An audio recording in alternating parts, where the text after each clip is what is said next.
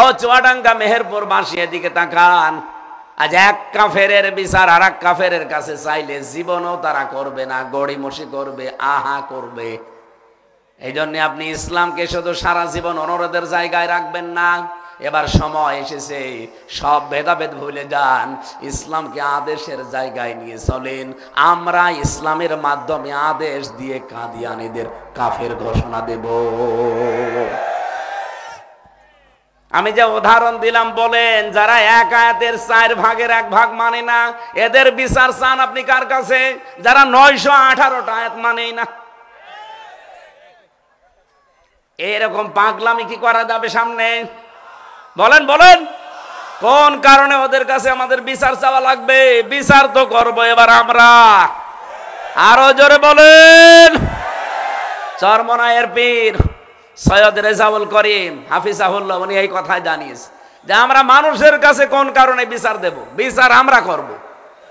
এদেশে 92% মুসলমান, এরপরও যদি কাদিয়ানীদের কাফের ঘোষণার জন্য রাষ্ট্রের কাছে জি হুজুর করা লাগে, আমাদের মরে যাওয়া দরকার না? আগামীতে আমরা এদেশে ইসলামকে আদেশের জায়গায় নিয়ে আদেশ দিয়ে ওইটা বন্ধ করবো ইনশাআল্লাহ। এই জন্য আপনাদের কাছে যে সাপোর্ট চাই, রায় চাই, ভোট চাই, সমর্থন চাই, সাক্ষী চাই, এটাকে যদি কেউ রাজনীতি মনে করেন, হ্যাঁ এটা আমার রাজনীতি। কারণ আমি তো এই রাজনীতি করে পকেট ভরবো না, এই রাজনীতি করছি আমি আপনার জন্য। এক কথা বলেন। মঞ্চে বসা ওলামা একরাম, সামনে বসা মুসলমান ভাইরা, পর্দার আড়ালের সম্মানিতা মা এবং বোনেরা, প্রশাসনের ভাইরা, ঐতিহ্যবাহী এলাকা হাট বোয়ালিয়া, প্রাণ প্রিয় এলাকাবাসী, দরবারে ইলাহিতে শুকরিয়া জানাচ্ছি যিনি আমাদেরকে কোরআন শোনার জন্য নিয়ে এসেছে। আজ তো মুসিবত হয়ে দাঁড়িয়েছে, কোরআনের সঠিক কথাগুলো তুলে ধরলে অনেকের কাছে দুনিয়ার কথা মনে হয়, ধান্দাবাজি মনে হয়, রাজনীতি মনে হয়। এরকম ধারণা এই দেশে নেই। কোরআনে কারিমে যেটা নেই, মুসলমান দাবি করে কেউ কি সেই কাজ করতে পারে? যারা বলে কোরআনের নামে রাজনীতি করবেন না, তাহলে কোরআনে রাজনীতি নেই এই জন্য আপনি এই কথা বলেন? তাহলে কোরআনে যদি রাজনীতি না থাকে আপনারও তো রাজনীতি করা ঠিক না। কথা বলছেন? আপনি যা বলছেন আপনি না বুঝে বলেন।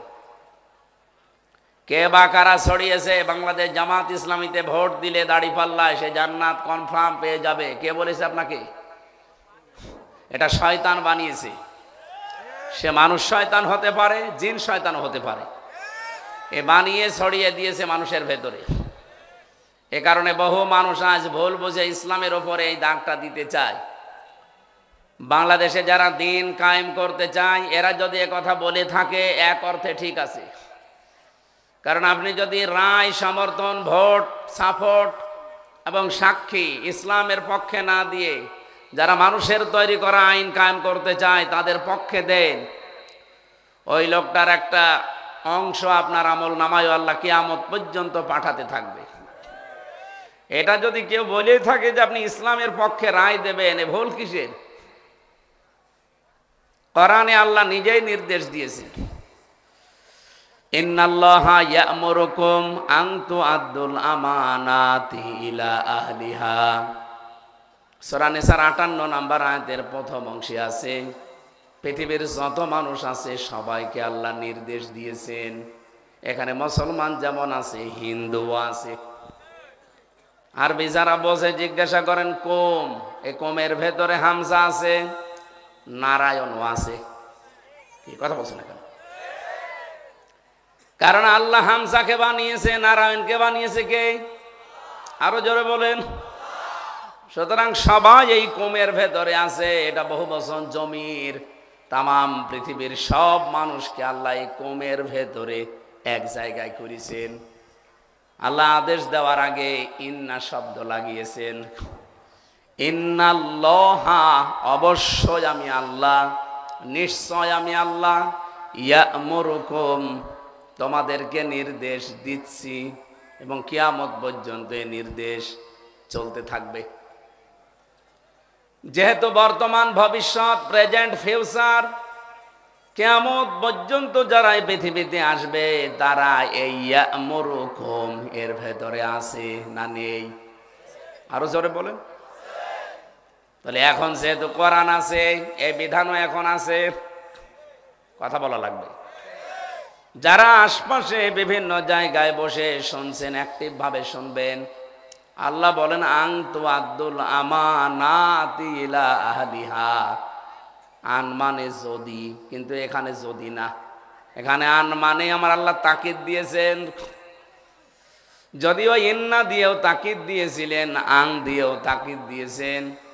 যত রকমের আমানত পৃথিবীতে আছে, যাবতীয় আমানত তার প্রাপকের কাছে পৌঁছিয়ে দিবা, এ তাকিদ কার? আরো জোরে বলেন। যেহেতু শব্দটা বহু বচন দিয়েছেন আল্লাহ, আমানাত।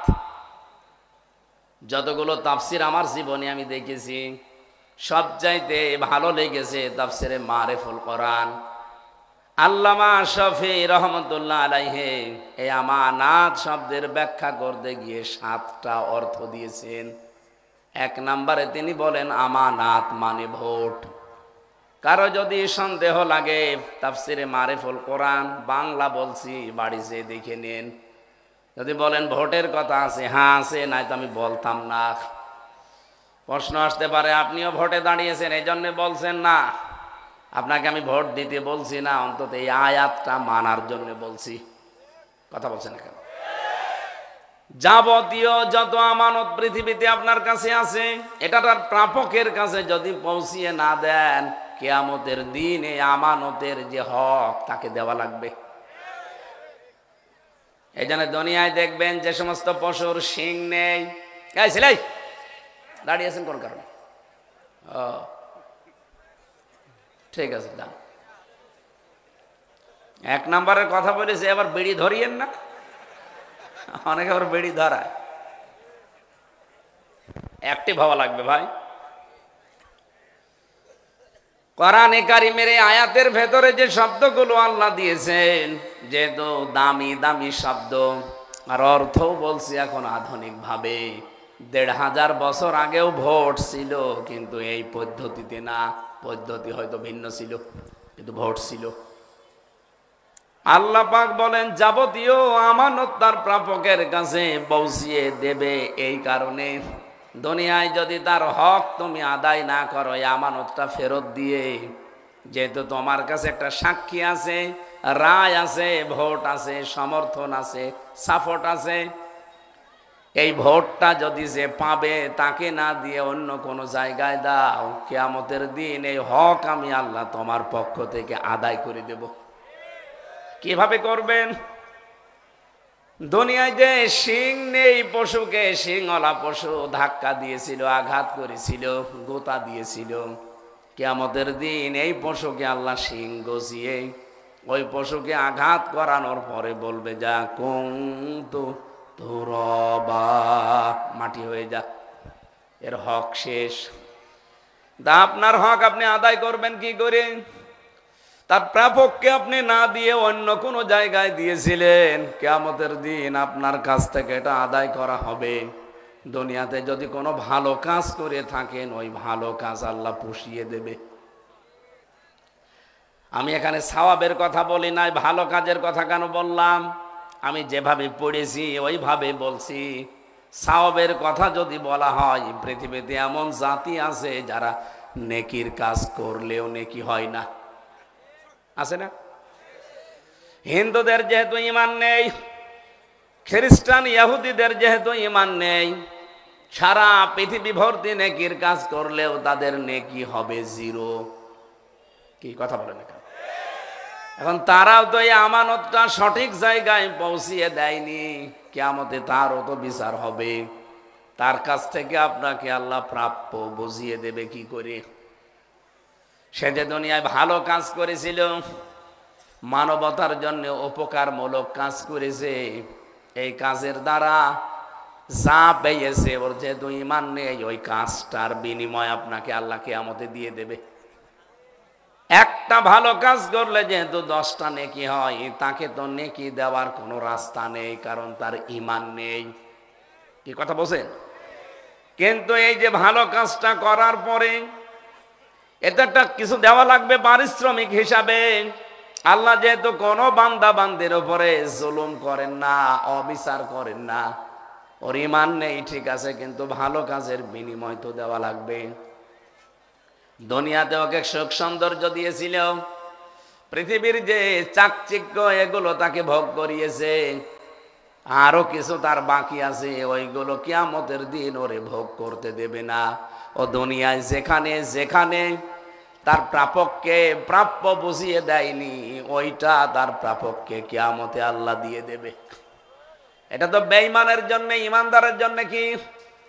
ইমান যাদের আছে তাদের যেহেতু সওয়াব হয়, নেকি হয়, কিয়ামতের দিন তার নেকি থেকে কিছু বাদ দিয়ে ওই লোকটাকে দেওয়া হবে যাকে আপনি দুনিয়ায় তার প্রাপ্য বুঝিয়ে দেননি। আমার মনে হয় বিষয়টা যদি একটু গভীরভাবে চিন্তা করেন, এই একটা শব্দই আপনাকে হেদায়েত দিয়ে দিতে পারে। কথা বলেন না কেন?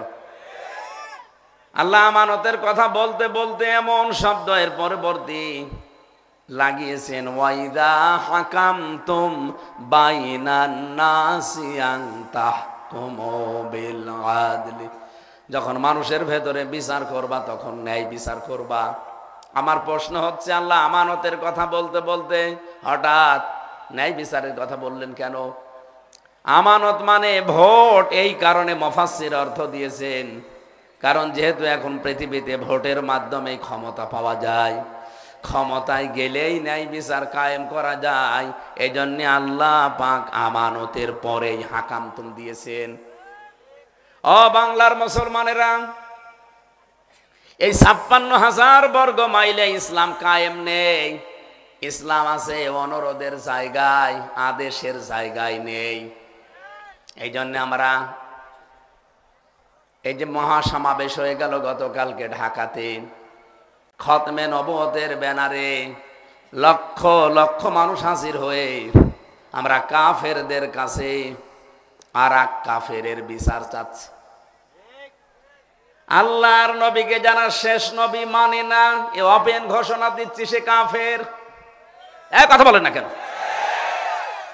এই কথাটা সবচাইতে বেশি বলেছিল যিনি বিংশ শতাব্দীর মুজাদ্দিদ বলা হয়, যাকে আল্লামা সাইয়্যিদ আবুল আলা মওদুদী রহমতুল্লাহ আলাইহি, উনি কাদিয়ানীদের বিরুদ্ধে প্রথম বই লিখেছেন। এজন্য তার ফাঁসির আদেশ হয়েছিল। বিশ্বের মুসলমানদের চাপে তার ফাঁসি আর দিতে পারেনি, কিন্তু যাবজ্জীবন জেল দিয়েছিল সরকার। যে লোকটা বই লেখার কারণে কাদিয়ানীদের বিরুদ্ধে, অমুসলিম তারা, আহমদিয়া জামাত, এরা যে কাফের এ বিষয়ে বই লেখার কারণে যার ফাঁসির আদেশ হয়, অথচ আজকে আফসোস তার প্রতিষ্ঠা করা জামাত ইসলামী, এই দলের একজন কর্মী মাওলানা রফিকুল ইসলাম খান, তাকে কাদিয়ানীরা কাফের এই সমাবেশে বক্তব্য পর্যন্ত দেওয়া দিচ্ছে না। যারা এ কাজ করেছেন বুঝে করেছেন না বুঝে করেছেন আমি জানি না, আপনারা কাদিয়ানীরা কাফের কথা তুলেছেন এখন, আর এই বিষয়টা তুলেছে আল্লামা সাইয়্যিদ আবুল আলা মওদুদী অনেক আগে। বারবার আমাদেরকে খোঁচা দেওয়া হয়, জামাত ইসলামী ক্ষমতায় গেলে কাদিয়ানীরা কাফের ঘোষণা দেবে কিনা। ওপেন ঘোষণা দিলাম, রাষ্ট্রীয়ভাবে তাদেরকে নিষিদ্ধ করা হবে। তারা যে কাফের, আমি আয়াতও পড়েছি আমার খুতবার ভেতরে এই সংক্রান্ত। ওরা কোরআন শরীফের পুরাটা অস্বীকার করে না। আমি কাদিয়ানীদেরকেও দেখেছি, ওরা মা কানা মুহাম্মদ ঠিক আছে, আলা আবা আহাদিম মির রিজালিকুম ঠিক আছে, ওয়ালাকির রাসূলুল্লাহ তাও ঠিক আছে, কিন্তু খাতামান নাবিয়্যিন, নবী যে শেষ নবী এইটা ওরা মানে না। ওদের কাছে শেষ নবী গোলাম আহমদ কাদিয়ানী। এদিকে তাকান। বাংলার মুসলমানেরা এই আয়াতটা ১৫০০ বছর আগে নাযিল হওয়া। এটা সূরা আহজাবের ৪০ নম্বর আয়াত, ২২ নম্বর পারা, ২ নম্বর পৃষ্ঠার ১১ নম্বর লাইনে আছে। এতদিন চলতেছে কাদিয়ানীরা এই আয়াতের ৪ ভাগের ৩ ভাগ মানে, ১ ভাগ মানে না। ওরা কোরআন শরীফকে তারা অবিশ্বাস করে না, তারাও নামাজ পড়ে কোরআনের আয়াত দিয়ে। আপনার যদি বিশ্বাস না হয়, আমার শ্বশুর বাড়ি উথলি সেনের হুদা, ওখানে চলেন, ওদের মসজিদ আছে, ওরা নামাজ পড়ে কোরআন দিয়ে, বিবাহ শাদী সব ঠিক আছে ওদের, শুধুমাত্র সূরা আহজাবের এই আয়াতের 4 ভাগের 1 ভাগ মানে না। খাতামান নাবিয়্যিন এতটুকু ওরা মানে না। তাছাড়া আয়াতের প্রথম 3 ভাগ কিন্তু ওরা বিশ্বাস করে, মানেও। ওদের সাথে কথা বলে জানলাম, ওরা বলছে মা কানা মুহাম্মাদুন, উনি ঠিক আছে মুহাম্মদ, আমার আপত্তি নেই। আবা আহাদিম মির রিজালিকুম, উনি কোনো অ্যাডাল্ট পুরুষের পিতা না, এইটাও মানি। আল্লাহ এখানে যদি সিবিয়ান দিতেন তাহলে আয়াতটা ওরা ভুল ধরতো। সিবিয়ান মানে ছোট বাচ্চা, রেজাল মানে অ্যাডাল্ট পুরুষ, যারা বয়স্ক, প্রাপ্ত বয়স্ক। আল্লাহ পাক শব্দ এমন ভাবে চয়ন করেছেন এখানে, আপনি ভুল ধরবেন, তার আগে আল্লাহ পথ বন্ধ করে দিয়েছেন। আবা আহাদিম মির রিজালিকুম দিয়েছেন, সিবিয়ানিকুম দেননি। যদি আল্লাহ সিবিয়ান শব্দটা দিতেন তাহলে পৃথিবীর কাফেররা বলতো মুহাম্মদের তো ছোট ছোট ছেলে ছিল না? তাহের ছিল নাম একজনের, আবুল কাসেম ছিল, ইব্রাহিম ছিল, ছেলে তো ছিল কিন্তু ছোট। তাহলে কোরআনের এই আয়াত ভুল। এই জন্য আল্লাহ কায়দা করে লাগিয়েছেন রিজাল, প্রাপ্ত বয়স্ক অ্যাডাল্ট পুরুষ। ছোট পুরুষের পিতা উনি ছিলেন, কিন্তু প্রাপ্ত বয়স্ক পুরুষের পিতা উনি ছিলেন না। এ পর্যন্ত মেনে নিয়েছি, অসুবিধা নেই। ওয়ালাকির রাসূল আল্লাহ, উনি রাসূল ছিলেন আল্লাহর, তাও মানি, আমাদের অসুবিধা নেই। কিন্তু খাতামান নাবিয়্যিন, উনি নবী শেষ, এটা আমরা মানি না, কারণ আমাদের কাছে শেষ নবী গোলাম মুহাম্মদ কাদিয়ানী। মুসলমান ভাইরা, এটা রেকর্ড হচ্ছে, তাম পৃথিবী ছড়াচ্ছে আজকে। সবাইকে আমি এক বাক্যে জানাতে চাই, কাদিয়ানীরা 6666 আয়াতের মাত্র 1 আয়াতের 4 ভাগের 1 ভাগ মানে না। এতেই যদি তারা কাফের ঘোষণা দেওয়ার জন্য কোটি মানুষ আমরা এক জায়গায় হতে পারি। কত বছর ধরে আন্দোলন চলছে সারা বাংলাদেশের, সব আলেম ওলামা, হয়তো ভিন্ন মত থাকতে পারে, কিন্তু এই জায়গায় এক, কাদিয়ানীরা কাফের। কথা বলেন না কেন? আরো জোরে বলেন। শিয়া যারা, এদের ভাগে 7 ভাগ, এরা 6 ভাগ ঠিক আছে, শুধু 1 ভাগের মন্তব্য শোনাচ্ছি। কোরআনে কারিমের সূরা বাকারা 97 নম্বর আয়াতটা তারা 4 ভাগের 1 ভাগ মানে না। রব্বুল আলামিন কোরআনে কারিমে দিয়েছেন, কুল মান কানা আদুওয়াল লিজিবরিল ফাইন্নাহু নাযালাহু আলা কলবিকা বিইযনিল্লাহ মুসাদ্দিকাল লিমা বাইনা ইয়াদাইহি ওয়া হুদাও ওয়া বুশরা লিল মুমিনিন। ভালো করে শুনবেন, কিছু নিয়ে যাবেন। আল্লাহ পাক বলেন, নবী আপনি বলেন, মান কানা আদুওয়াল লিল্লাহি আদুওয়াল লিজিবরিল, যেই ব্যক্তি পৃথিবীতে জিবরাইলকে শত্রু মনে করে, ফাইন্নাহু নাযালাহু আলা কলবিকা বিইযনিল্লাহ, কারণ একটাই, হে মুহাম্মদ সাল্লাল্লাহু আলাইহি ওয়াসাল্লাম, জিবরাইল আপনার কলবে আল্লাহর অনুমতি ক্রমে তার কোরআন নাজিল করেন। মুসাদ্দিকাল লিমা বাইনা ইয়াদাই, আপনার সামনে যা আছে তার মানে তাওরাত, জাবর, ইনজিল, এগুলোকে সত্যায়ন করার জন্য, ওয়া হুদান, হেদায়েত নিয়ে এসেছেন তিনি, বুশরা, সুসংবাদ দেন লিল মুমিনিন, এই হেদায়েতের মাধ্যমে, তার মানে কোরআনের মাধ্যমে মুমিনদেরকে। কত বড় আয়াত পড়লাম বলেন তো। এই এদিকে তাকান, খুব দরকার এটা। এই ছেলে, পরে যাবা, বসো 5 মিনিট পরে। এই আয়াতের ভেতরে 4 ভাগ করেন আপনি, 3 ভাগ ঠিক আছে, কাদিয়ানীরা এইটাও মানে, শিয়ারা এইটাও মানে। শুধুমাত্র আদুওয়াল লিজিবরিল, জিবরাইলকে শত্রু মনে করার কারণে ওরা বলে কোরআন নিয়ে জিবরাইল আসার কথা ছিল হযরতে আলীর কাছে, ভুল করে দিয়েছে মুহাম্মদের কাছে। তাহলে ওরা বলেন তো প্রায় এই আয়াতটার ভেতরে 4 ভাগ করলে মাত্র 1 ভাগ এতটুকুন শব্দ মাংকানা আদুব্বাল্লি জিবরিল, এতটুকু। ওরা এই কথা বলতেও চায় যে কোরআন বিশ্বাস করে, কোরআন নাজিলও হয়েছে, কিন্তু সমস্যা জিবরাইল ওরে দেওয়ার জন্য বলেছিল আলীর কাছে, ভুল করে দিয়ে ফেলেছে মুহাম্মদের কাছে। এই জন্য ওরা নবী হিসাবে হযরতে আলীকে মানে। বলেন নাউজুবিল্লাহ। এবার আমার প্রশ্ন, আমি জায়গা মতো চলে এসেছি। কোরআনে কারিমের 6666টি আয়াত যারা মেনে নিয়েছে, মাত্র 1 আয়াতের 4 ভাগের 1 ভাগ মানে না। এই জন্য শিয়াদের সাথে আমাদের ছেলে মেয়ে আমরা বিয়ে দেই না, কাদিয়ানীদের সাথে আমরা ছেলে মেয়ে বিয়ে দেই না। কথা বলেন না কেন? রাষ্ট্রীয়ভাবে তাদেরকে কাফের ঘোষণা দেওয়ার জন্য আমরা উঠে পড়ে লেগেছি। বাংলাদেশে যে মুসলমান কোরআনে কারিম দিয়ে এই দেশ চলুক এটা চাই না, সে কোরআনের 918টা আয়াত ফুল অস্বীকার করেছে। আমার এই ছোট্ট মাথার ভেতরে আয়াতগুলো আছে।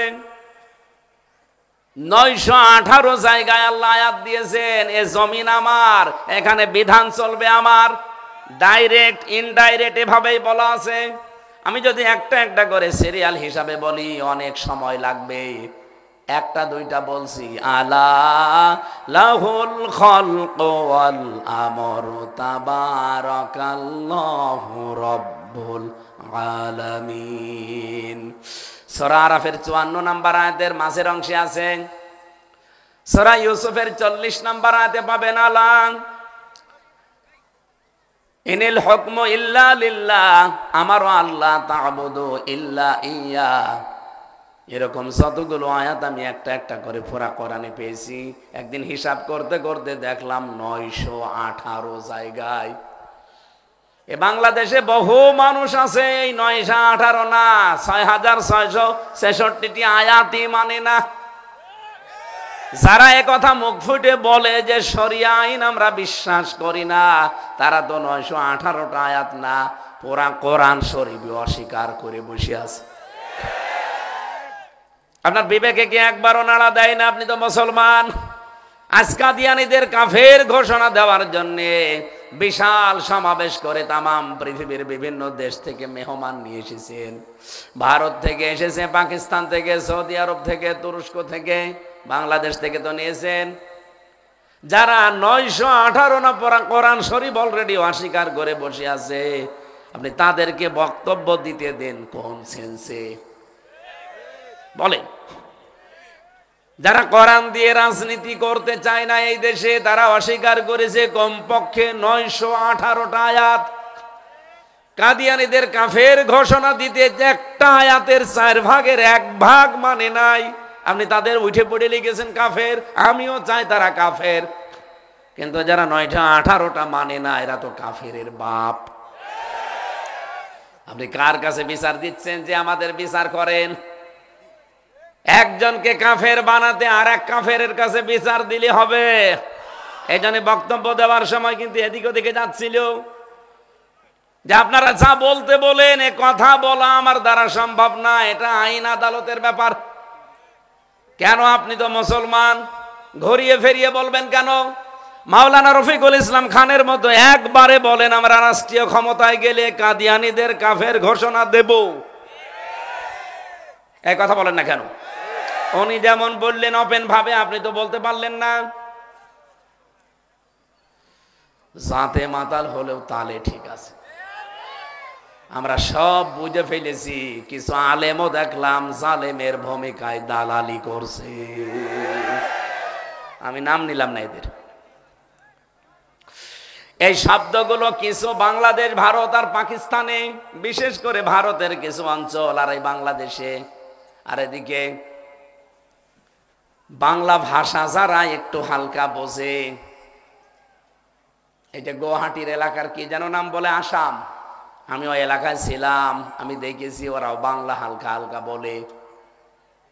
এই মানুষগুলো একটা শব্দের শুধু বাস্তব ব্যাখ্যাটা জানে কিন্তু বলতে চায় না। এই কারণে আজ আমাদের বাংলাদেশের অবস্থা এই দাঁড়িয়েছে। আমি একটু বলছি, দেখেন তো আপনার কাছে মেলে কিনা। এটা বুখারী শরীফের হাদিস, কিন্তু যেভাবে বলা দরকার, আমি সহ ভাই জাহাঙ্গীর সহ হোসাইন সহ আমরা এভাবে বলি না, এমনকি আমার মনে হয় আমরা বুঝিও না।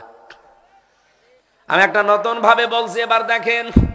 আন আবি সাঈদ খুদরি রাদিয়াল্লাহু তাআলা আনহু قال قال النبي সাল্লাল্লাহু আলাইহি ওয়াসাল্লাম, হযরতে আবু সাঈদ খুদরি থেকে বর্ণিত, বিশ্বনবী জানিয়েছেন, মান রাআ মিনকুম মুনকারন, তোমাদের ভেতরে কেউ যদি কোনো অন্যায় কাজ হতে দেখে, ফালিও গজ্জিরহু বিয়াদিহি, সে যেন হাত দিয়ে বন্ধ করে দেয়। ঠিক আছে না? ঠিক নেই? আপনি আলেন, আন্দাজে গোবিন্দচন্দ্র পরামানিকের মতো ঠিক বললে হবে? আলেম বসে আছে, কথা বলছে না কেন? কথাটা কি বললেন নবীজি, আর আপনি কি বুঝেছেন? ফালিও গজ্জিরহু বিয়াদিহি, সে যেন হাত দিয়ে বন্ধ করা না, সে যেন হাত দিয়ে পাল্টিয়ে দেয়।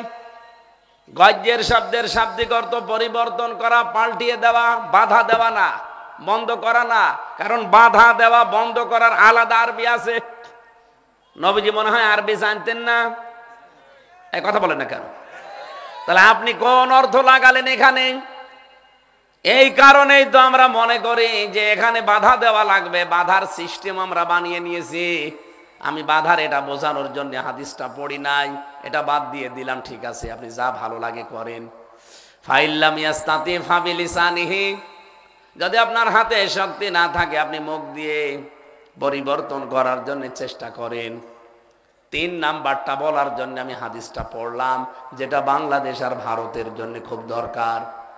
আল্লাহর নবী শেষের দিকে জানালেন, ফাইল্লাম ইয়াস্তাতি ফাবিকলবিহি ওয়াযালিকা যাফুল ঈমান, তোমার মুখেও যদি ক্ষমতা না থাকে, হাতেও যদি না থাকে, তাহলে মনে মনে ঘৃণা করবা।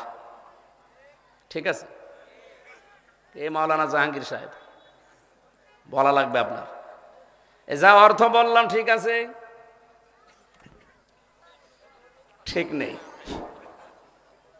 আমি নিজেই বলছি ঠিক নেই। এবার বলছেন কেন বলছি? এখানে আমি বলেছি ফাইল্লাম ইয়াস্তাতি ফাবিকলবিহি, তাহলে আপনি মনে মনে ঘৃণা করবেন। এই শব্দগুলো কোথায় পেলেন? ঘৃণা করার আরবি হচ্ছে কারাহা ইয়াকরাহু, মানে ঘৃণা করা, অপছন্দ করা। বলেন তো মাওলানা, এই হাদিসের ভেতরে কারাহা আছে? নেই। এই অর্থ পেলেন কোথায়? সমস্যা তো এই জায়গায়।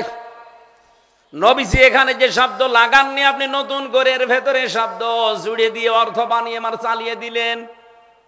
আমি আবার বলছি, কোরআনে আল্লাহ পাক যেটা বলেননি, কেউ যদি বলে এটা আছে কোরআনে, তাহলে নবীজিকে পর্যন্ত আল্লাহ সতর্ক করেছেন, আপনার কিন্তু ডান হাত চেপে ধরে কণ্ঠনালী কেটে ফেলে দেব।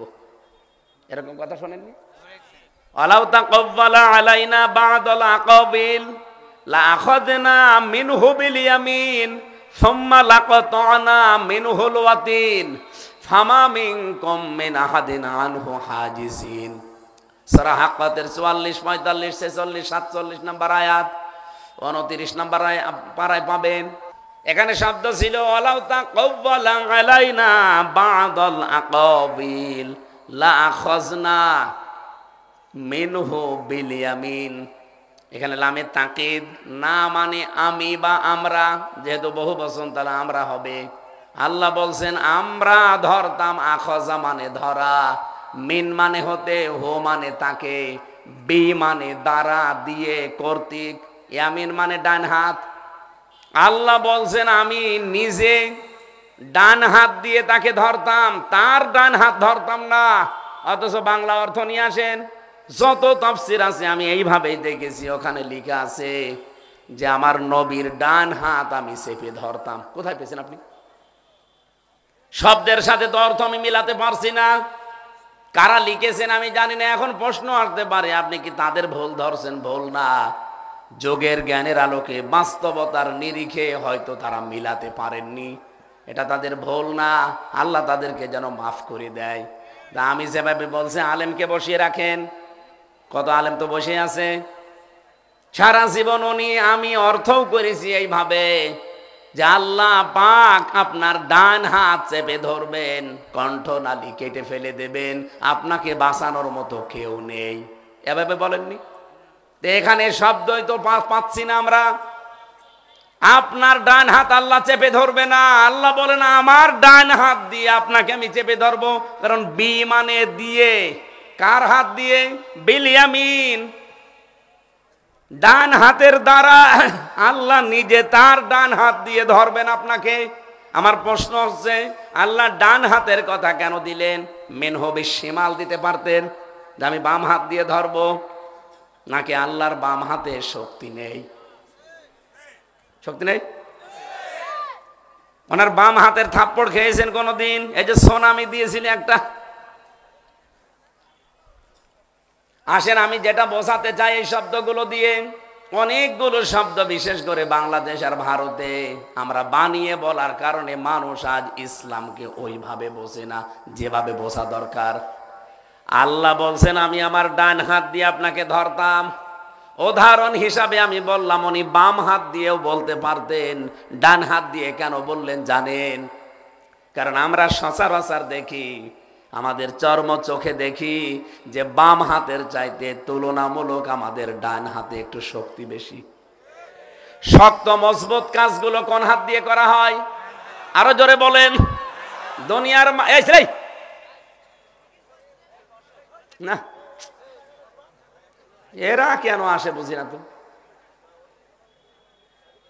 একটা গুরুত্বপূর্ণ জিনিস বলছি ভাই, একটা শিক্ষা আসবে এখান থেকে, এদিকে তাকান। সচরাচর আমরা যেহেতু যেই জিনিসটা দিয়ে বুঝি ভালো, আল্লাহ ওই উদাহরণ কোরআনে দেখবেন দিয়েছেন। মানুষের সবচাইতে গুরুত্বপূর্ণ এবং দামি সম্পদের নাম হচ্ছে সময়। কি? আরো জোরে বলেন, আরো জোরে বলেন।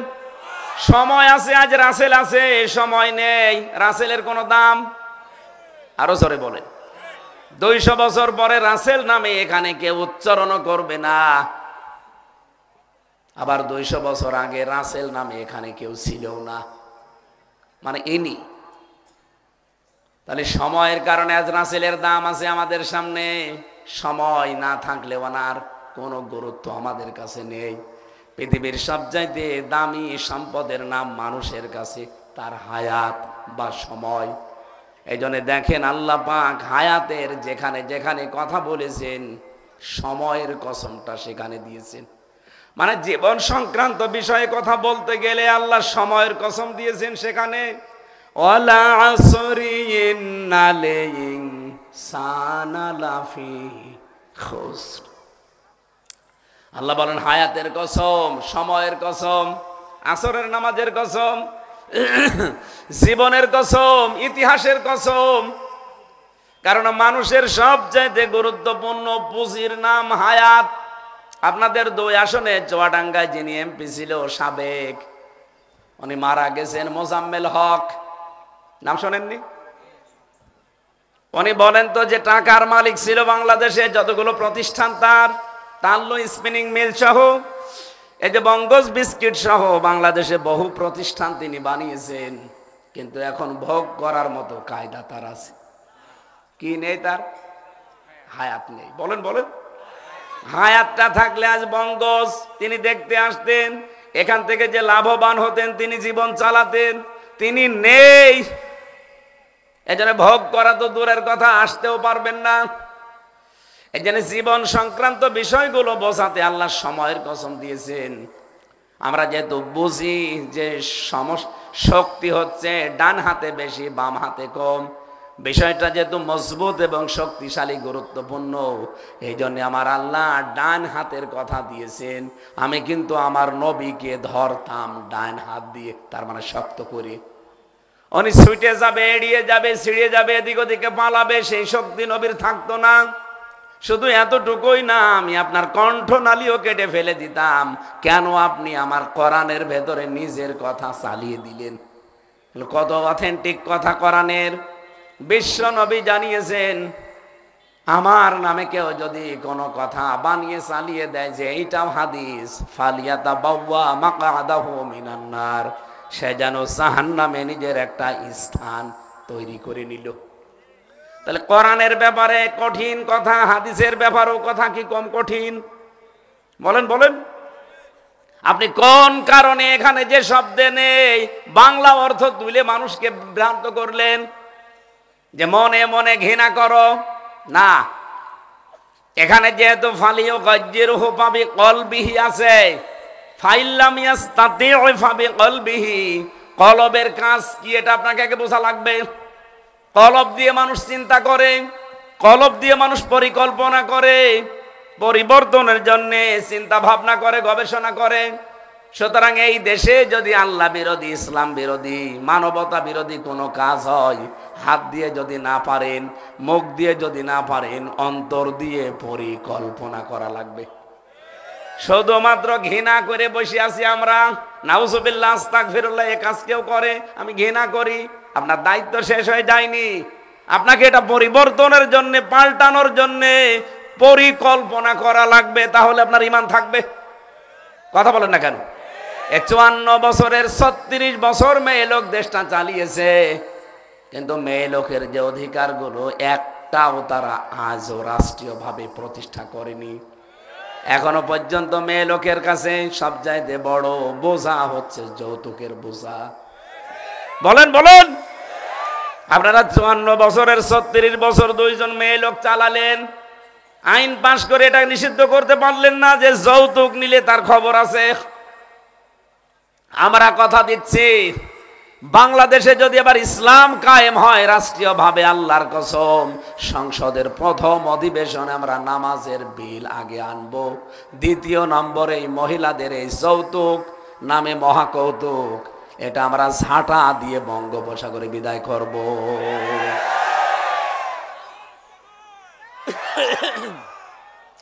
অন্তত আমার পাশে যে দুইজন আছে, একজন গাংনীর, একজন আলমডাঙ্গার, আমি সহ এই তিনজন যদি কথা দিচ্ছি নামাজের বিল আমরা প্রথম আনবো। কারণ নামাজের বিল আনার জন্য আল্লাহ সংসদ কোরআনে কারিমে দিয়েছেন, আল্লাযীনা ইম্মাক্কান্নাহুম ফিল আরদি আকামুস সালাহ। আমি যদি আমার মুমিন বান্দাদেরকে রাষ্ট্রীয় ক্ষমতা দেই, চেয়ারে বসার প্রথমেই তারা নামাজের বিল আনবে। আমরা কথা দিচ্ছি, এই 54 বছরে আমরা অনেকেই ইসলামকে অনুরোধের জায়গায় রেখেছিলাম, আদেশের জায়গায় নিয়ে যেতে পারি নাই। এবার যদি ইসলাম আদেশের জায়গায় চাই, সর্বপ্রথম এদেশে নামাজের বিল কায়েম হবে। এরপরেই মেয়েদের অধিকার, এই যে যৌতুকের নামে মহাকৌতুক চলছে, এইটা বন্ধ করা হবে ইনশাআল্লাহ। যে কথা আরম্ভ করেছিলাম, ও চুয়াডাঙ্গা মেহেরপুর বাসী, এদিকে তাকান। আজ এক কাফেরের বিচার আর এক কাফেরের কাছে চাইলে জীবনও তারা করবে না, গড়িমসি করবে, আহা করবে। এই জন্য আপনি ইসলামকে শুধু সারা জীবন অনুরোধের জায়গায় রাখবেন না। এবার সময় এসেছে সব ভেদাভেদ ভুলে যান, ইসলামকে আদেশের জায়গায় নিয়ে চলেন। আমরা ইসলামের মাধ্যমে আদেশ দিয়ে কাদিয়ানীদের কাফের ঘোষণা দেব। আমি যে উদাহরণ দিলাম, বলেন যারা এক আয়াতের 4 ভাগের 1 ভাগ মানে না, এদের বিচার চান আপনি কার কাছে? যারা 918টা আয়াত মানেই না। এরকম পাগলামি কি করা যাবে সামনে? বলেন বলেন, কোন কারণে ওদের কাছে আমাদের বিচার চাওয়া লাগবে? বিচার তো করবো এবার আমরা। আরো জোরে বলেন। চরমনায়ের পীর সৈয়দ রেজাউল করিম হাফিজাহুল্লাহ, উনি এই কথাই জানিয়েছে যে আমরা মানুষের কাছে কোন কারণে বিচার দেব? বিচার আমরা করব। এদেশে 92 ভাগ মুসলমান, এরপরও যদি কাদিয়ানীদের কাফের ঘোষণার জন্য রাষ্ট্রের কাছে জি হুজুর করা লাগে, আমাদের মরে যাওয়া দরকার না? আগামীতে আমরা এদেশে ইসলামকে আদেশের জায়গায় নিয়ে আদেশ দিয়ে ওইটা বন্ধ করবো ইনশাআল্লাহ।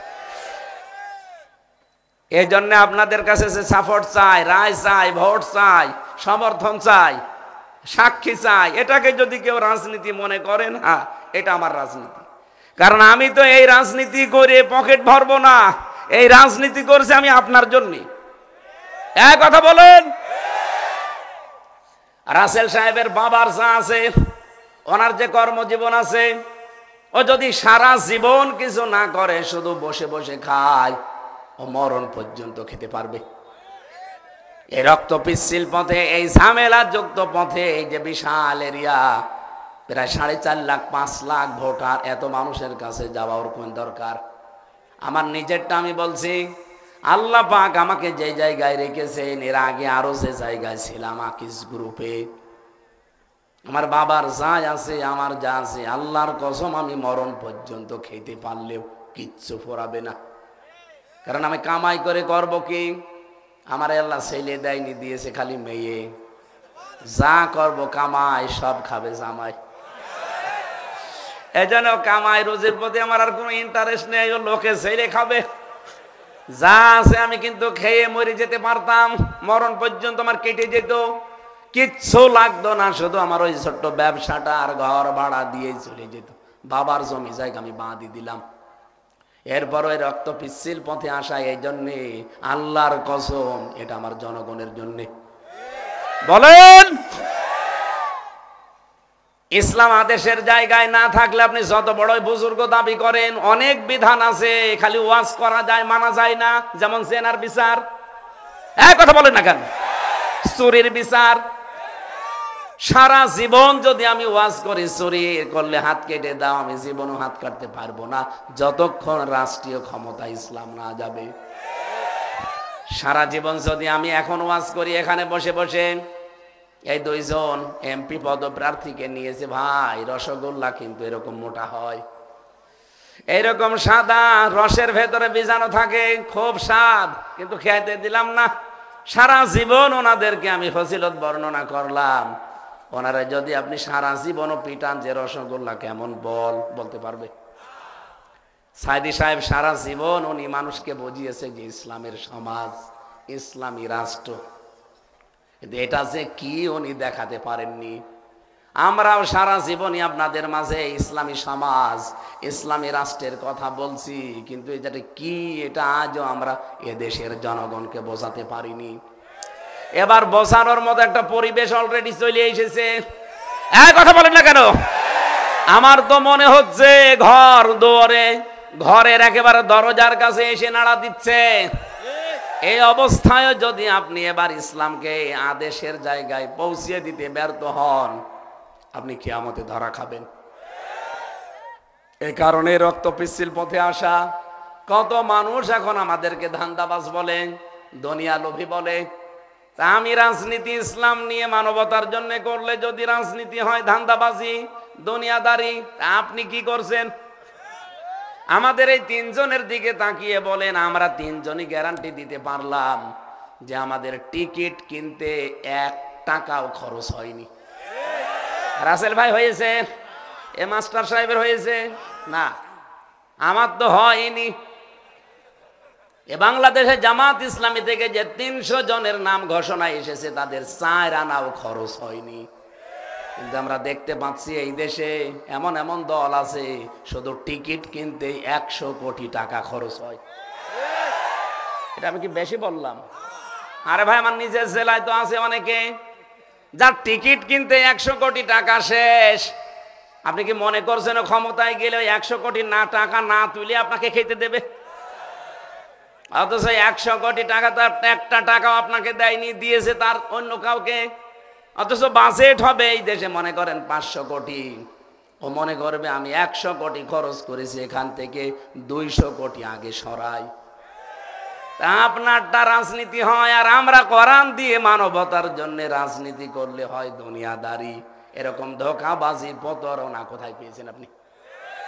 এটা আগস্টের 5 তারিখের আগে আর নেই। এ দেশ এখন পাল্টিয়ে অলরেডি এখন নভেম্বরের কত তারিখ চলছে? 16 তারিখ। প্রায় 15.5 মাস, 16 মাস হয়ে যাচ্ছে।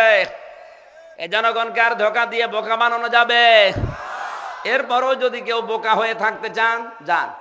54 বছরে তো কিছুই পাননি, 154 বছরও কিছু পাবেন না। এই জন্য শুধু ওয়াজ করতে চাই না, ইসলামী সমাজ, ইসলামী রাষ্ট্রের ওয়াজ যা করেছি, আল্লাহর কসম এবার এই সমাজ আমি দেখাতে চাই। আপনারা দেখতে চান না? কারা কারা দেখতে চান ইসলামী রাষ্ট্র? দেখে লিল্লাহে তাকবীর। দেখেন তো, হাত তোলেনি কে? দেখেন, হ্যাঁ আলহামদুলিল্লাহ।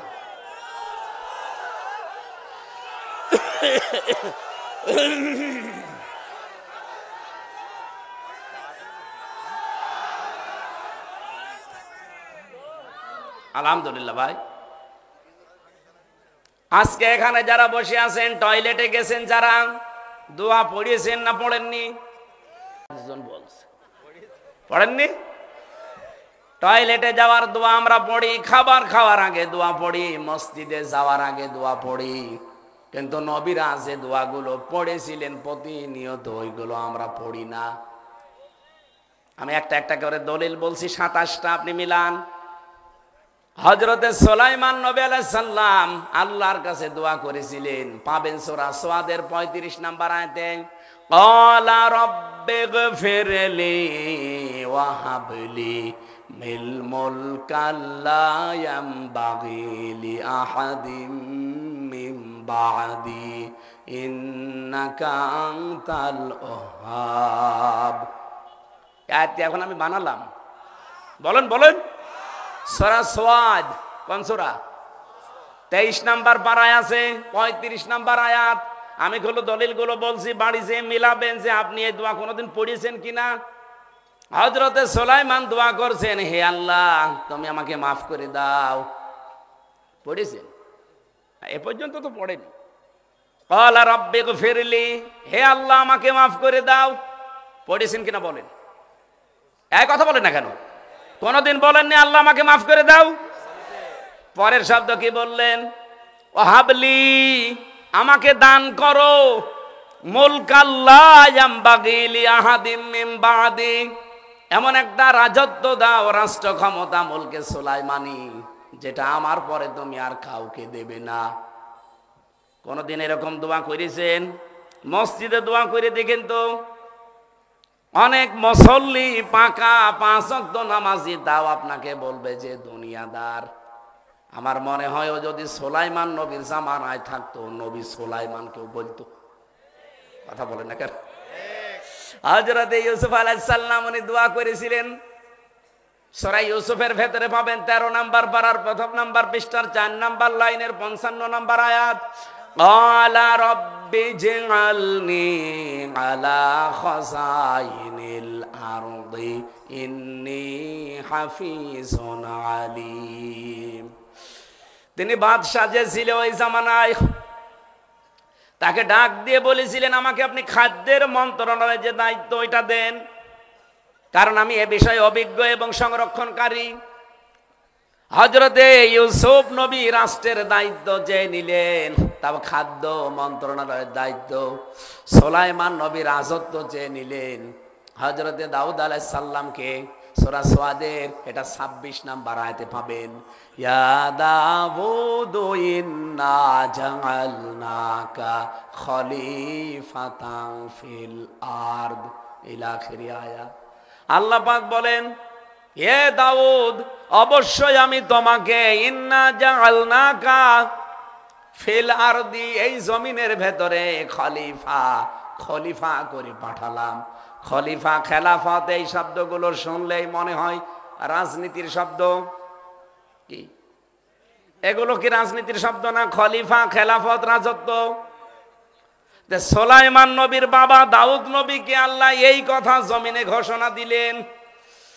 এবার আসেন আমাদের নবী মুহাম্মাদুর রাসূলুল্লাহকে আল্লাহ শিক্ষা দিয়েছেন। সূরা বনি ইসরাইল 15 নম্বর পারা 8 নম্বর পৃষ্ঠা 14 নম্বর লাইনের 80 নম্বর আয়াতে আছে, অকুর রব্বি আদখিলনি মুদখালা সিদকি ওয়া আখরিজনি মুখরাজা সিদকি ওয়া জাআলনি মিন লাদুনকা সুলতানান নাসীরা। তিনি ওই দিন বলেছিলেন, রব্বুল আলামিন চারিদিকে কাফেররা ঘিরে ফেলেছে আমার বাড়িটা, তুমি আমাকে নিরাপদে বের করে দাও। এখান থেকে যখন মদিনায় পৌঁছিয়ে দেবে নিরাপদে পৌঁছিয়ে দিও, এমন মদিনায় যাবার পর এমন একটা রাজত্ব আমারে দাও যার ভেতরে তোমার সাহায্য থাকে। নবীরা দোয়া করতেন কি, আর আপনি কোন দোয়া করেন? আশা করছি আপনি এই নবীদের দোয়া ভুলবেন না। এই দোয়াগুলো যদি সত্যিই কবুল হয়ে যায়, আর এবার যদি ইসলামকে আল্লাহ এই দেশে প্রতিষ্ঠা করে দেয়, আপনি দেখবেন এই 54 বছরের জন্য বাংলার মানুষ আফসোস করবে। আমি কথা দিচ্ছি, আফসোস করবে। দল মত জাতি বর্ণ ধর্ম নির্বিশেষে সবাই আফসোস করবে যে আরো আগে কেন ইসলামে দেশে কায়েম হইল না। এই আফসোস এবার আর করা লাগবে না। এবার যদি প্রতিষ্ঠা হয়ে যায়, 5 বছর লাগবে না, মাত্র 2 বছরে বাংলাদেশ দুর্নীতি মুক্ত হবে। মালয়েশিয়া আমাদের মাত্র 8 বছর আগে স্বাধীন হয়েছে। তারা আজ বিশ্বের বুকে দাঁড়িয়ে গেছে 2টা কারণে। 1 নাম্বার, তাদের দেশে, আমি তো মাঝে মাঝে যাই, দুর্নীতি নেই। 2 নাম্বারে ওই দেশে খাদ্যে ভেজাল নেই। খাদ্যে ভেজাল পেলেই মেরে ফেলবে সঙ্গে সঙ্গে। 2 নাম্বারে দুর্নীতি নেই, যদি প্রমাণ হয় তার কোনো বিচার নেই, মেরে ফেলবে। বাংলাদেশে আমরা এই সিস্টেম চালু করব। খাদ্যে ভেজাল দিলে আমাদের শরীরগুলো নষ্ট হয়ে যায়, আর দুর্নীতি করলে সমাজ আর দেশ নষ্ট হয়ে যায়। এই দেশে যারা দুর্নীতিবাজ, খাদ্যে যারা ভেজাল দেয়, এই মানুষগুলোই চাই না দেশে ইসলাম আসুক। আমরা কি দুর্নীতিবাজ? আমরা কি খাদ্যে ভেজাল দেই? আপনারা চান না কেন? এবার দলমত দেখা যাবে না ভাই। আপনাকে আমি আহ্বান জানাচ্ছি, ও রাসেল ভাই আর নাজমুল ভাই যদি নাও আসতো, আমি তাও বলতাম আল্লাহর কসম, এবার রায়টা, সাক্ষীটা এমন জায়গায় দেবেন যারা প্রাপক, যাদের জীবন দুর্নীতিতে ভরা, যাদের মাঝে মাঝে পত্রিকায় আসে, টেলিভিশনে আসে যে চাঁদাবাজের বাপ, চরিত্র ঠিক নেই।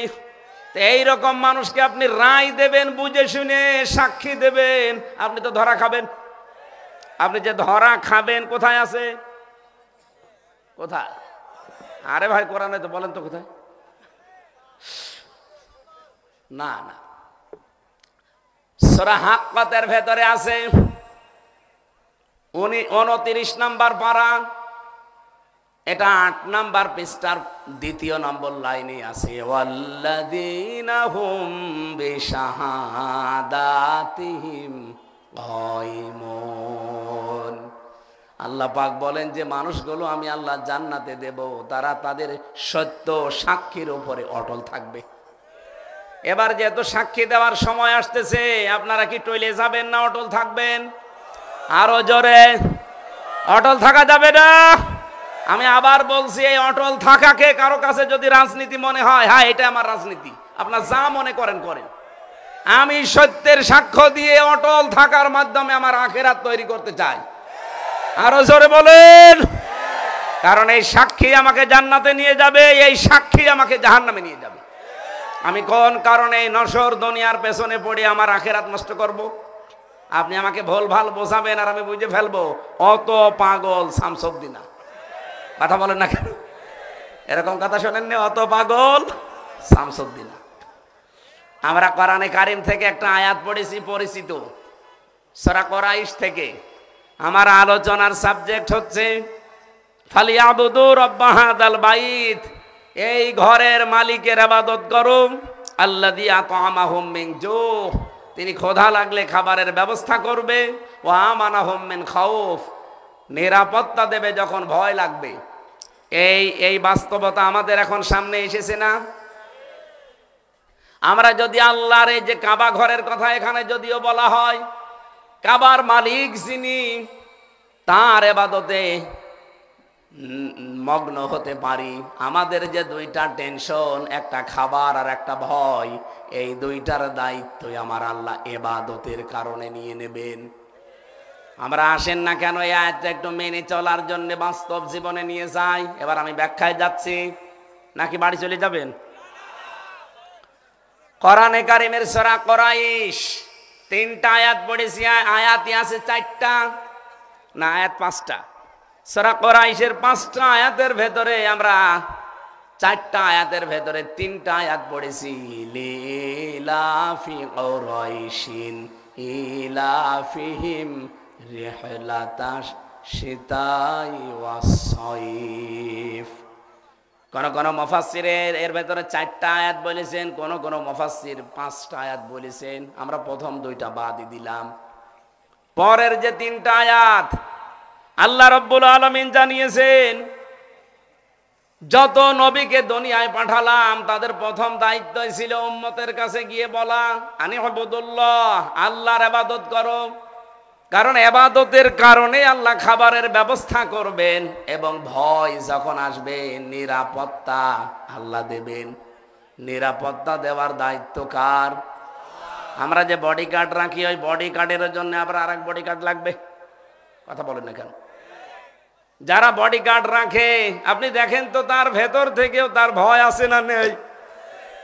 কখন কোন ফাঁকে কোন বন্দুকের বুলেট এসে আমার সাঁচড়া করে দেয়, অথচ নিরাপত্তার জন্য 10 জন বডি গার্ড আছে। আল্লাহ বলেন, আমি যদি কাউকে নিরাপত্তা না দেই, সে পূর্ণাঙ্গ নিরাপত্তা পাওয়া সম্ভব না। কোরআনে কারিমে আল্লাহ নিরাপত্তা সূচক শব্দ যতগুলো দিয়েছেন, আমি প্রায় 128 জায়গায় পেয়েছি। সূরা আলে ইমরানের 97 নম্বর আয়াত থেকে আপনি দেখবেন পুরা কোরআন এভাবে সিরিয়াল করা আছে, ওয়ামান দাখালাহু কানা আমিনা। কোন মানুষ যদি কাবার এরিয়ার ভেতরে প্রবেশ করে, আল্লাহ বলেন সে নিরাপদ। এই বুঝলেন এ পর্যন্ত? কেউ যদি কাবার এরিয়ার ভেতরে প্রবেশ করে সে নিরাপদ, এ ঘোষণা কার? কাবার এরিয়া কতটুকু? কমপক্ষে 3 কিলোমিটার আশপাশ। মসজিদ মনে হয় এদিকে মনে করেন 15 হাত, এদিকে 15 হাত, এতটুকু কাবা শরীফটা, কিন্তু কাবার এরিয়াটা প্রায় 3 কিলোমিটার। এত বড় বিশাল এরিয়া, এর ভেতরে কোনো কাফের প্রবেশ করতে পারে না, নিষেধ। কাবার এরিয়া যেখানে যেখানে শুরু, সেখানে দেখবেন দেওয়ালে লেখা আছে মামনু গয়র মুসলিম, প্রবেশ নিষেধ অমুসলিমদের। কোরআনে কারিমের যে আয়াতটা আমি পড়লাম, এর বাস্তবতা এবার শিক্ষা দেই। কাবার এরিয়ার ভেতরে প্রবেশ করলে যদি আপনার বাবার খুনির সাথেও দেখা হয়, আপনি কিছু বলতে পারবেন না, কারণ আল্লাহ বলছে জায়গাটা নিরাপদ। জায়গাটা কি? আমার প্রশ্ন হচ্ছে, বাংলাদেশ কি কাবা শরীফ? কথা বুঝে বলবেন। তাহলে এই 56,000 বর্গ মাইলকে নিরাপত্তার শহর বানাবে আল্লাহ, এমনি বানাবে? এটা তো কাবা শরীফ না। তাহলে কাবায় কি হয়, ওইগুলো যদি আমাদের এখানে আমরা কায়েম করতে পারি, 56,000 বর্গ মাইল নিরাপত্তার শহর হয়ে যাবে। বলেন তো কি আছে কাবায়? না, নিরাপত্তা আছে কেন? কেন আছে সেটা জানতে চাই। 1 নম্বরে কাবা শরীফের এরিয়ার ভেতরে কোনো শিরিক নেই। কথা বুঝেছেন? কাবার এরিয়ার ভেতরে আপনি শিরিক পাবেন না। কেউ যদি করেও গোপনে, এই বাংলাদেশের, ভারতের আর পাকিস্তানের মানুষ একটু হালকা পাতলা করে, কিন্তু কাবার শরীফের এরিয়ার ভেতরে শিরিক করলে আপনার খবর আছে। পুলিশ, হাজার হাজার পুলিশ পাহারা দিচ্ছে। 1 নম্বরে যেহেতু সেখানে শিরিক নেই, যে এলাকায় শিরিক থাকে না, আমার আল্লাহ ওই জায়গাটাকেই নিরাপত্তার শহর বানিয়ে দেন। আমাদের এই বাংলাদেশের 56,000 বর্গ মাইল আমরা শিরিক মুক্ত করতে চাই। এইটার মাধ্যমে আল্লাহ বলেন আমি নিরাপত্তা দেব। কোথায় পেয়েছি আমি? এটা আছে সূরা আনআম 7 নম্বর পারা 17 নম্বর পৃষ্ঠার 1ম নম্বর লাইনের 82 নম্বর আয়াতের প্রথম অংশে আছে, আল্লাযীনা আমানু ওয়া লাম ইয়ালবিসু ঈমানাহুম বিযুলমিন উলাইকা লাহুমুল আমন ওয়া হুম মুহতাদুন। এই পৃথিবীতে যারা ঈমান আনবে আর ঈমানের সাথে শিরিক মিশ্রণ করবে না, এখানে জুলুম মানে শিরিক, ওয়ালাম ইয়ালবিসু ঈমানাহুম বিযুলমিন, তাদের ঈমানের সাথে তারা জুলুম মিশ্রণ করবে না, শিরিক। আমি আল্লাহ বলছি উলাইকা লাহুমুল আমন, এই মানুষগুলোই নিরাপত্তার হকদার। সুবহানাল্লাহ বলতে পারেন না? তাহলে আল্লাহ নিরাপত্তা দেওয়ার জন্য তার ক্রাইটেরিয়া কি, তার সুন্নাত কি, তার নিয়ম কি? যেখানে আল্লাহ দেখে যে শিরিক হচ্ছে না, ওই জায়গাটাতে আল্লাহ নিরাপত্তা দেয় নিজের পক্ষ থেকে। আমাদের দেশে যেহেতু শিরিক আছে, এটা যতদিন বন্ধ করা না যাবে ততদিন পর্যন্ত এই দেশে আল্লাহর পক্ষ থেকে নিরাপত্তা পাওয়া যাবে না। উলাইকা লাহুমুল আমনু, এই মানুষগুলোই নিরাপত্তার হকদার। আমাদেরকে নিরাপত্তা পেতে হলে শুধু র্যাব, পুলিশ, সীতা, কোবরা দিয়ে হবে না, নিরাপত্তা লাগবে কার? তাহলে এইটার জন্য যদি এখন চেষ্টা করতে বলি, যারা এই নিরাপত্তা বিঘ্নিত করছে, আমি ওই জামানার একটা ইতিহাস পড়েছিলাম, এইদিকে তাকান, আমি ইতিহাসটা লিখেছি। বিশ্বনবী শান্তির জন্য হিলফুল ফজল তৈরি করেছিলেন, শান্তির সংঘ। 17 বছর বয়সে এটা চালিয়েছিলেন, 23 বছর একাধারে 40 বছর পর্যন্ত তিনি চালিয়েছেন। 17 থেকে 40 কত হয়? 100। ও মানে হয় আসমানে আছে। 17 থেকে 23 কত হয়? 40। 17 থেকে 40 পর্যন্ত 23 বছর হয়। একাধারে তিনি শান্তি কায়েম করার জন্য চেষ্টা চালালেন। একটা দল দিয়ে নাম দিলেন হিলফুল ফজল, শান্তির সংঘ। কিন্তু কাঙ্ক্ষিত মানের শান্তি তিনি কায়েম করতে পারেছেন? আরো জোরে বলেন। রব্বুল আলামিনের নবী 40 বছর বয়স পর্যন্ত তিনি চিন্তা করেছিলেন, 23 বছর এত চেষ্টা চালালাম, শান্তি কায়েম হয় না কেন? এর বিরুদ্ধে কারা আছে, বাধা কারা, আমি এটা দেখব। উনি লক্ষ্য করে দেখলেন এই আরব জাহানের ভেতরে 36টা গোত্র আছে। বাংলাদেশে আপনি একটা হিসাব করে বের করেন। আমি সেদিন একটা হালকা হিসাব করেছিলাম, আমারটা ঠিক আছে কিনা জানি না, তারপরও একটু বলছি। বাংলাদেশে যে গোত্র মানে বংশ, গোত্র মানে বংশ বলে না এলাকায়, এলাকায় বংশ আছে কিনা আমি জানি না। আরব জাহানে এক একটা নাম ছিল। পুরা আরব জাহানের ভেতরে গোত্র ছিল, বংশ ছিল কয়টা? 36টা। বলেন বলেন। এটা আমার হালকা পাতলা একটু চিন্তা ভাবনা, এগুলো হয়তো নাও মিলতে পারে। 1 নাম্বারটা আমার দিয়ে শুরু করি, সর্দার বংশ। এই কথা বলছেন। এরপরে দেওয়ান, এরপরে সৈয়দ, এরপরে ফকির, এরপরে সওদাগর, চিশতি, খান, হাওলাদার, মুন্সি, বক্স, শিকদার, চাকলাদার, পাটোয়ারি, মল্লিক, মাতব্বর, চৌকিদার, মৌলভী, হাজারি, বিশ্বাস, মণ্ডল, মির্জা, খন্দকার, এরপরে গচি, জোয়ারদার, মীর, কাজী, মিয়া, দফাদার, তরফদার, পরামানিক, পাঠান, ভইয়া, মোল্লা, মালিথা, মেধা, এরপরে গাজী, সরকার, ফরাজি, চৌধুরী, শেখ, মজুমদার, তালুকদার। আর আছে না? মুন্সি তো বললাম 2 নম্বরে। বাহাদুর আছে, আরো কিছু আছে, আমি সবগুলো মিলাতে পারিনি। আর ওই জামানায় যেটা তাফসিরে পেয়েছি 36টা। এবার ওইটা বলছি। কি বললো? কোনটা বাদ গিয়েছে? কারিগর। আমি আগে পুরাটা মিলিয়ে দেখেন বাংলাদেশের সাথে মেলে কিনা। ওই জামানার যে 36টা গোত্র, এটা ইবনে কাসিরের ভেতরে আছে। এই 36টা গোত্রের 36 জন লিডার ছিল, নেতা। নেতা বলে তো, সর্দার, নেতা যাই বলেন, লিডার। আর ওই জামানায় আমি হাদিসের ভেতরে পেয়েছি 3টা প্রতিষ্ঠিত জাতি ছিল, আর একটা জাতি ছিল অপ্রতিষ্ঠিত, নিভু নিভু অবস্থায়। সেটার নাম হচ্ছে হানিফ গোত্র, যেখানে হজরতে খাদিজাতুল কুবরা, ওয়ারাকা ইবনে নওফেল, হজরতে আলী, এই মানুষগুলো ওই ধর্ম অনুসরণ করে চলতো। ওরা শিরিক করতো না। বাকি 3টা প্রতিষ্ঠিত গোত্র ছিল, একটা ছিল ইহুদি, আর একটা খ্রিস্টান, আর একটা হচ্ছে মুশরিক। এদের আবার জাতীয় নেতা ছিল 3 জন, জাতীয় নেত্রী ছিল 3 জন। একজন ছিল ইহুদিদের জাতীয় নেতা মারহাব, খ্রিস্টানদের জাতীয় নেতা ছিল মুখাইরে, আর মুশরিকদের জাতীয় নেতা ছিল আবু জেহেল। নাম শুনেছেন? 3 জন ছিল জাতীয় নেত্রী, একজন ছিল আবু জেহেলের বউ নাকেরা, 2 নম্বরে আবু লাহাবের স্ত্রী উম্মে জামিল, 3 নম্বরে আবু সুফিয়ানের স্ত্রী হিন্দা। তাহলে 3 আর 3 6, আর ওদিকে হচ্ছে 36। কত হয়? কথা বলা লাগবে। পুরা আরব জাহানে এই 42 জন নেতা ছিল, এরাই দেশ চালাতো। নবীজি এই যে 17 থেকে 40, এই 23 বছর চিন্তা করলেন যে শান্তি আসে না কেন।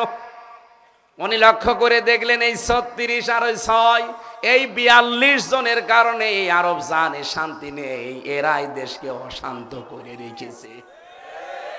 আমিও আমার এই ছোট্ট মেধা দিয়ে দেখলাম এই বাংলাদেশ 56 বছরে 54 বছরে শান্তি আসে না, এরকম 42 জনের কারণে।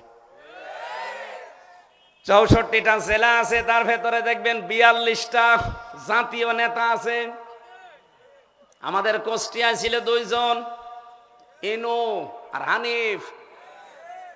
চুয়াডাঙ্গাতে জাতীয় নেতা নেই না? নেই। যারে তারে জাতীয় নেতা বানিয়ে দিলে হবে না? মেহেরপুরেও নেই, ঝিনাইদহে নেই, মাগুরাতে নেই। জাতীয় নেতা মাগুরায় আছে। নিতাইয়ের বাড়ি কোথায়? মাগুরা। নিতাই রায় চৌধুরী এটা জাতীয় নেতা, যদিও হিন্দু, অসুবিধা নেই। এসব মিলে আমি যা দেখলাম বাংলাদেশে 36টা আর 6টা জাতীয় নেতা, 3 জন। একজন হচ্ছে শেখ মুজিব, আরেকজন জিয়াউর রহমান, আরেকজন এরশাদ। জাতীয় নেত্রী হাসিনা, খালেদা, রওশন। 3 3 6, আর ওদিকে 36। আপনি দেখবেন 42। এই 42 জন এই 54 বছরে এই দেশের শান্তি স্থাপন করতে দেয়নি। খাপের খাপ মমতাজের বাপ মিলে যাচ্ছে, একটাও এদিক ওদিক হবে না। আমি এগুলো পুরা নামগুলো লিখেছিলাম, বলতে পারলে এখনো সময় যেত। আমি তাফসিরে যাচ্ছি, এজন্য নাম না বললেও আপনারা বুঝে ফেলেছেন। নবীজি চিন্তা করলেন এই 42 জনকে আগে টাইট করা লাগবে, এরা আমার দেশে সমাজে শান্তি আসতে দেয় না। বিশ্বনবী যখন দেখলেন আবু জেহেলের মাথায়, আবু লাহাবের মাথায়, আবু সুফিয়ানের মাথায় খাবারের ঝুড়ি, ক্ষমতার ঝুড়ি, এই কারণে মানুষ না খেয়ে মরে, অবিচার করে। এই ঝুড়িগুলো উনি আবু বকরের মাথায়, হযরতে ওমরের মাথায়, হযরতে আলীর মাথায়, ওসমান রাদিয়াল্লাহু তাআলা আনহুম আজমাইন, এদের মাথায় যখন তুলে দিলেন মদিনায় গিয়ে, তখন মানুষ খাবার পায়নি তা না, 7 দিন মানুষ যাকাতের টাকা নিয়ে ঘুরেছে, দেওয়ার লোক পায়নি। আমরাও এবার এই 54 বছর পরে বুঝে ফেলেছি বাংলাদেশে এই ক্ষমতার ঝুড়ি, খাবারের ঝুড়িগুলো, হযরত ইউসুফ যেমন খাবারের ঝুড়ি বলেছিলেন আমারে দেন, আমি সংরক্ষণ করতে পারবো এবং আমি এ বিষয়ে অভিজ্ঞ। আমরাও চাচ্ছি এইরকম 42 জন মানুষের মাথার উপরে এবার এই দেশটা আমরা তুলে দিতে চাই, যাদের চরিত্র আবু বকরের মতো, যাদের চরিত্র হযরতে ওমরের মতো। এই কথা বলা লাগবে। হযরত ওমর ইন্তেকালের আগে পরিবারের জন্য কিচ্ছু রেখে যাননি। আমি যোগ্য উত্তরসূরি পেয়েছি হযরতে ওমরের। কালকে যেখানে ছিলাম পাবনা, 5 বারের এমপি মাওলানা আব্দুস সোবহান রহমতুল্লাহ আলাইহি, উনি মরণের আগে 1টা টাকাও রেখে যাননি, যা ছিল সব আল্লাহর ঘর মসজিদে দিয়ে গেছে। তাহলে হযরতে ওমরের উত্তরসূরি পাওয়া গেছে, হযরতে আবু বকরের উত্তরসূরি পেয়েছি শহীদ মাওলানা মতিউর রহমান নিজামী রহমতুল্লাহ আলাইহি। আপনি কি খালি আন্দাজে আকীদা ঠিক নেই, আকীদা ঠিক নেই বললে হবে? কারারক্ষী আমারে বলছিল, মাওলানা আমি আপনার যেমন পাহারা দেই মাওলানা মতিউর রহমান নিজামীকেও পাহারা দিতাম। ওনার কালকে ফাঁসি হবে, আজকে জেলের ভেতরে ওনারে বললাম এক কাজ করি, আপনার পছন্দের খাবার আছে, আপনার অনেক হিতাকাঙ্ক্ষী আছে, তারা আজকের দিনটা যেহেতু শেষ, কালকে রাতে আপনার ফাঁসি। ওখানে যারা দায়িত্বে ছিল, আমার মোবারক ভাই আমাদের অঞ্চলের, উনিও ছিল দায়িত্বে জেলখানায়। উনি বলছে যে আমি কারারক্ষীকে বললাম আপনি ওনার পছন্দের খাবারটা একটু ঢোকান। কারারক্ষী বলছে না ভাই আমি পারবো না, কারণ এই জেলখানায় এত কড়াকড়ি, এখানে শুধু পাঙ্গাস আর তেলাপিয়া, এই 2 মাস ছাড়া কোনো মাছ ঢুকতে দেয় না। ওনার তো পছন্দ বোয়াল মাছ, আমি পাবো কোথায়? আমার চাকরি চলে যাবে। আর এখানে জেলার আছে দেবদুলাল, সোফার আছে সুব্রত বালা, দুইটাই তো আল্লাহর ওলি।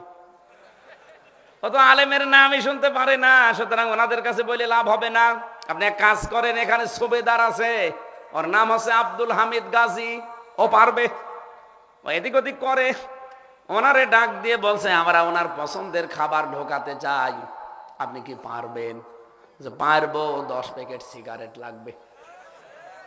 কারণ জেলের ভেতরে টাকা চলে না, কি চলে? সিগারেট চলে। আপনাদের চুয়াডাঙ্গায় সব জেলে। আচ্ছা ঠিক আছে, আপনারা 10 প্যাকেট সিগারেটই দেবো, আপনি ঢুকিয়ে দেন। ওনার আবার কায়দা আছে। ঢুকিয়েছে, ভেতরে নেওয়ার পরে যখন বলছে স্যার আপনার খাবার, উনি খুলে দেখে বোয়াল মাছ। জিজ্ঞাসা করেছে সুবেদার সাহেব এটা কি বৈধ না অবৈধ? উনি বলছে না অবৈধ, কারণ জেল কোড অনুযায়ী এখানে 2টা খাবার ঢুকতে দেয়, তেলাপিয়া আর পাঙ্গাস, বাকি কোনো মাছ এখানে ঢুকতে দেয় না। আমি ঢুকিয়েছি কায়দা করে, আপনি খান। মাওলানা নিজামী রহমতুল্লাহ আলাইহি ওই দিন ওনাকে বলেছিল সুবেদার সাহেব কালকে আমি আল্লাহর কাছে দাঁড়াবো, কাল রাত 10টায় একে আমার ফাঁসি, কাল রাত 10টার পরে আমার আল্লাহর কাছে আমি দাঁড়াবো। এই হারাম খাবার খেয়ে কোন মুখে ওনার সামনে দাঁড়াবো? আপনি আল্লাহর ওলি খুঁজতে চলে যাচ্ছেন সেই সিলেটে, সেই চট্টগ্রামে। আরে ভাই আল্লাহর ওলি এইটা, যে লোকটা একদিন পরে মরে যাবে, এর আগেও হারাম খাবার খেতে রাজি না। খালি আকীদার প্রশ্ন তুললে হবে। জীবনে কোনোদিন ফাঁসির দড়ি দেখেছেন? আমি দেখেছি। আমার সামনে দিয়ে নিয়ে যেত ফাঁসির দড়ি গলায় দেওয়ার জন্যে। 3 বছরে বহু মানুষকে আমি ফাঁসি দিতে দেখেছি আমার চোখের সামনে। একটা মানুষ জানছে যে আর 10 মিনিট পরে সে মরে যাবে। মাওলানা নিজামী রহমতুল্লাহ আলাইহি এই পর্যায়ের মানুষ ছিলেন, কিন্তু অনেক আলেম নামে জালেম দালাল কিছু মৌলবী এখন উল্টা পাল্টা ফতোয়া তার নামে এখনো দেয়। ওনার আকীদা ঠিক নেই। কি বলছেন আপনি আকীদার? ফাঁসির দড়ি যদি আপনি গলার সামনে দিয়ে ঘোরানো হয়, আপনার আকীদা সব বেরিয়ে যাবে। আর তারা একদিন পরে মরে যাবে, ফাঁসি হয়ে যাবে, কিন্তু এখনো হারাম খাবার খেতে রাজি না। কোন পর্যায়ে তার ঈমান থাকলে একটা মন্ত্রী, একটু চিন্তা আসে না আপনার যে উনি ওয়ার্ডের মেম্বার না, উনি ইউনিয়নের চেয়ারম্যান না, উপজেলার ভাইস চেয়ারম্যান না, উপজেলার চেয়ারম্যানও না, আলমডাঙ্গার মেয়র না, উনি এমপি না রাসেল সাহেবের মতো, উনি মন্ত্রী। 5 বছর মন্ত্রী চালিয়েছে, একটা টাকা দুর্নীতি পাওয়া যায়নি। এর চাইতে আপনার কি পরীক্ষা লাগবে আপনার? আমরা তো এইবার তো শরীগুলো বাংলাদেশে 151 জন যদি এবার কোরআন বুকে নিয়ে যেতে পারে, বাংলাদেশটা 2 বছরের ভেতরে মিনি জান্নাত হয়ে যাবে। আমরা আল্লাহর ইবাদতে দেশে এবার কায়েম করতে চাই। ব্যক্তিগত জীবন থেকে আন্তর্জাতিক জীবন পর্যন্ত কায়েম হবে ইবাদত কার? আরো জোরে, ওয়ালাকাদ বাআসনা ফি কুল্লি উম্মাতির রাসূলা আনি ইবুদুল্লাহা ওয়াজতানিবুত তাগুত। আমি যত নবী পাঠালাম দুনিয়ায়, প্রত্যেকটা নবী আর রাসূল তার জাতির লোককে বলেছিল আসো আল্লাহর ইবাদত করি। শুধু ব্যক্তিগত পারিবারিক সামাজিক জীবনে ইবাদত না, কমপ্লিট জীবনে আমাদের ইবাদতের পরিবেশ এবার কায়েম করা লাগবে। এক কথা বলেন না কেন? আমরা ব্যবসা করতে গেলে মুশারাকা, মুদারাবা, মুরাবাহা, এই 3টা নিয়ম অনুযায়ী আমরা ব্যবসা করি। এ বাংলাদেশে কত শত ব্যাংক আছে, কোন ব্যাংকে এই নিয়ম আপনি ইসলামের পাবেন না, শুধু ইসলামী ব্যাংক বাদ দিয়ে। কেন ইসলামী ব্যাংকে নিয়ম চলবে আর সোনালী, রূপালী, চৈতালি ব্যাংক আছে, ও হবে কয়দিন পর। তো ওই সমস্ত ব্যাংকে কেন ইসলামের নিয়ম চলবে না? যেখানে 1 টাকার সুদ খেলে মায়ের সাথে 33 বার জেনা করার গুনাহ হয়, তো এই গুনাহ বাংলাদেশে আমরা চলতে দেব? আরো জোরে বলেন দেব? আল্লাহর একটা বিধান জমিনে কায়েম করা মানে 500 বছর নফল ইবাদতের চাইতেও বেশি সওয়াব পাওয়া যায়। আর এবার ইসলাম যদি রাষ্ট্রীয়ভাবে আসে, একটা বিধান না 500 বিধান এই জমিনে চলবে কোরআনের, ইনশাআল্লাহ। মেয়েরা তাদের সর্বোচ্চ নিরাপত্তা পাবে। কত মানুষ এখন মেয়েদেরকে জুজুর ভয় দেখায় যে তোমাদেরকে ঘর বন্দি করে ফেলবে, তোমাদেরকে কাজ কারবার করতে দেবে না। এ মিথ্যা কথা আপনি ছড়িয়ে ওদেরকে আর ঘরে আটকিয়ে রাখতে পারবেন না। বাংলাদেশে সবচাইতে বেশি কাজ করে খায় একামতে দিনের কর্মী এবং মেয়েরা। এ দেশের জাতির লোকেরা এখন বুঝে ফেলেছে।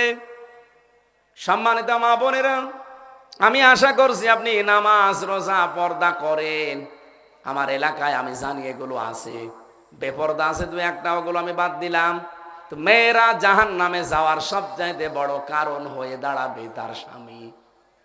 নবীজি বলেন, কোন স্ত্রী যদি মারা যায়, স্বামী যদি মন থেকে বলে আমার বউ কিন্তু সত্যি আমার মন মতো ছিল, এদিকে তাকান, স্বামী যদি লাশটা দেখে মন থেকে বলে আমার বউ কিন্তু সত্যি আমি খুব পছন্দ করি, আমার মন মতো ছিল, আল্লাহর নবী বলেন এই মেয়েটা জান্নাতি।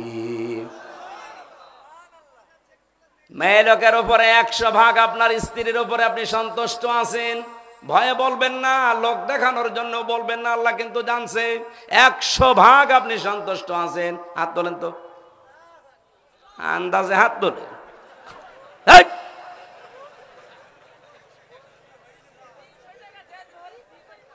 300 টাকা দেন মোহর, ঠিক আছে আলহামদুলিল্লাহ। না না, এটা আবার ঠিক হয়। 300 টাকা দেন মোহরে, তো অনেক আগে তো, ঠিক আছে। এখন টাকার যে মান, সর্বনিম্ন 10,000-এর নিচে দেন মোহর করা যাবে না। হ্যাঁ, বাড়িয়ে দেন।